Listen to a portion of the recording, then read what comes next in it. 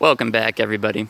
This is something most of you have probably never seen before, and a lot of you might not even know what this is.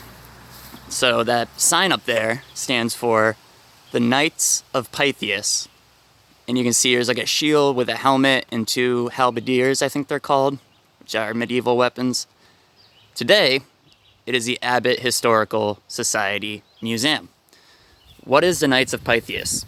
They were formed in the year 1864, and like many of our studies, it always goes back to the Civil War. So this group of knights was chartered the year that the Civil War ended, which is very suspect. It was founded in Massachusetts, and essentially it's just another mystery school based on Pythagorean philosophy. And Freemasonry too is based on Pythagorean philosophy, in part, not totally. And then you come over here to the Civil War monument. I mean, no disrespect to any people that died during this war, but at the top, it's a little blurry. Hold on. I hope you can see it. There's a Baphomet there. Baphomet there. Cannons are making the two pillars of Freemasonry, and at the base are Templars' crosses. So you see Masonry, Templars, Knights of Malta, Knights of Pythias, all these things are connected, right? They're all one and the same, and they're all variations of Luciferianism, Satanism, mystery schools, all that stuff. And going back to the Knights of Pythias, they were founded in 1864. Not only that, but they were chartered by the Congress of the United States.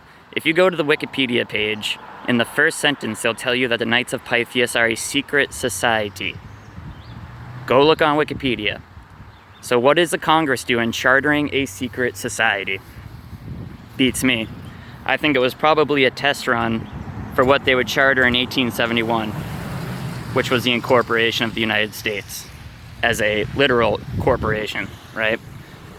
So they wiped out half the country, they passed this through Congress, nobody made fuss about it, and then 1871, the corporation was formed, and all the straw mans were made for every citizen.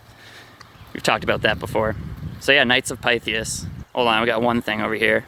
I think there's a little information board. It's just another Masonic group. Remember when we looked at the Templar document and it said, to all Knights Templar and appellate groups? Knights of Pythias is one of those appellate groups, right? If that's the right word. It's adjoined to Freemasonry. And I actually had come across their symbol all over graveyards. Now I finally know what it is. It's based on an ancient Greek story called Damon and Pythias.